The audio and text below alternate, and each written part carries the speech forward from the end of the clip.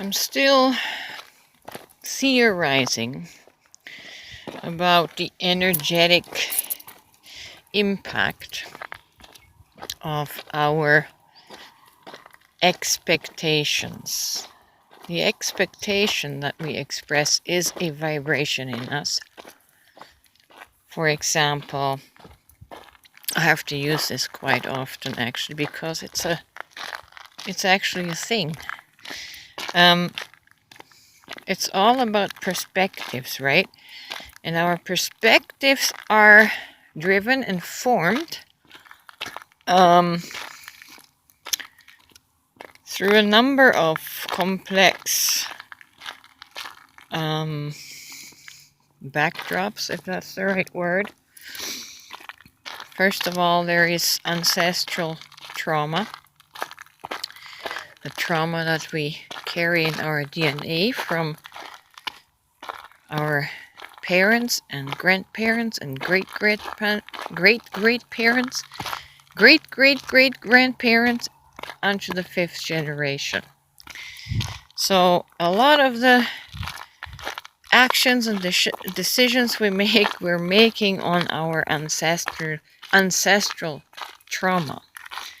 Then there are our own traumas that we have experienced in just this lifetime, from childhood till now, and that's enough to change our perception.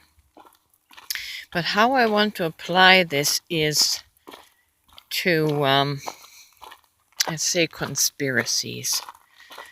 Yeah, conspiracies are, of course, a thing, and they play out a certain way, but what determines how they play out?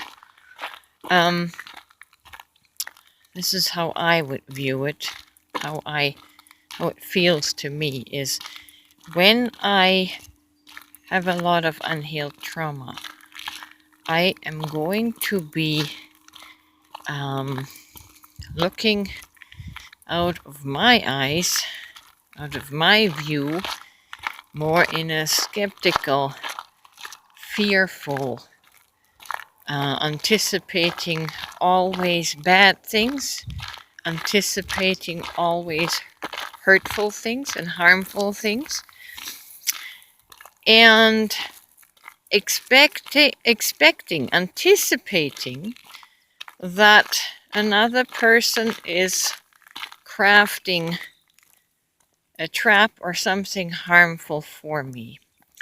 And we see this especially in the truther conspiracy movement. There are a lot of people that are experiencing life through the negative lens, through the lens that was shaped by, like I say, ancestral memories, the hardships that our ancestors went through, plus their own hardships. So their soul has been shapen to believe that this world is evil, hardship is our birthright, and that everything just is always negative. And that can become that can end up becoming you, where you live so much on the anticipatory negative side that all you can see is negative, all you can see is evil, because we're playing out trauma, we're playing out through the trauma wounds. I have kind of pushed that away and cleared that out of me as I cleared my trauma, and it's given me the opportunity to have a more positive, optimistic outlook on a lot of things. Are there evil people that plot evil things? Sure. They too are functioning from their trauma. From, let's see, a person that is power hungry, perhaps was bullied during childhood and this is their way of getting even, right? But they are exacting that out on the larger world.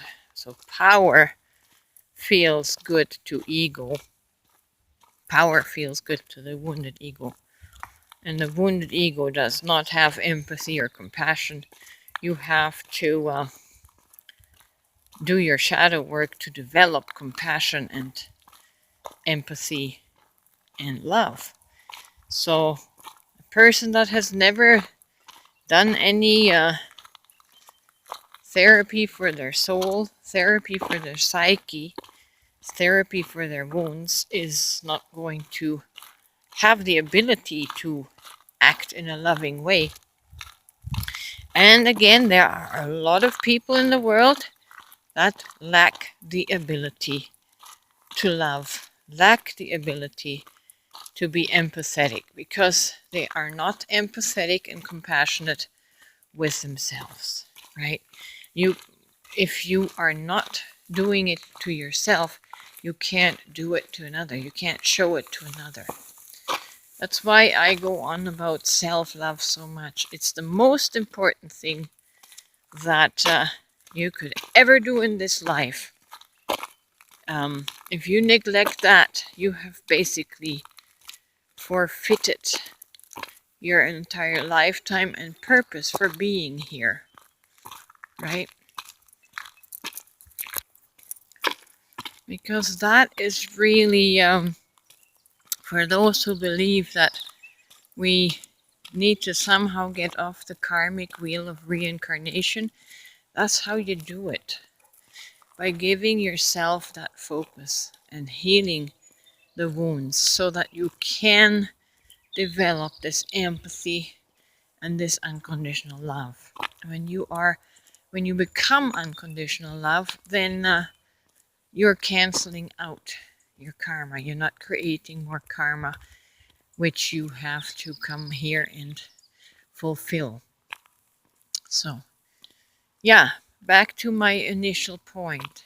All of these conspiracy theories and the people that see evil lurking around every corner, that is their ancestral trauma speaking, their unconscious speaking, their physical body, their nervous system anticipating the next crisis. And that is how we collectively, with enough people focusing on the negativity, how we actually create the crisis, right? So I don't give my energy to a lot of that negative, fearful content anymore. And even if I am wrong about my theorizing, and let's say our energy has nothing to do with that, our trauma has nothing to do with that, I tell you, your body is going to love you when you can tune down this anticipatory anxiety, even if it just, for your personal life, to live with less negativity, to live with less fear is going to have physical benefits for your body. It lives with less subconscious stress and doesn't have to constantly fight against all the negative ideology, the negative waves, these conspiracy theories, or even conspiracy facts, what that generates in your body, right? The fight or flight. It's not healthy for your body to live in fight or flight constantly. So what do you need to change to stop that? You have to change feeding your mind these fearful stories. Could bad things happen? Sure. Are they happening to you right now? Probably not. Are they happening to the extent that your mind is painting and envisioning it? Probably not. You might have a difficult life, but usually that is something of our own doing, poor planning and execution.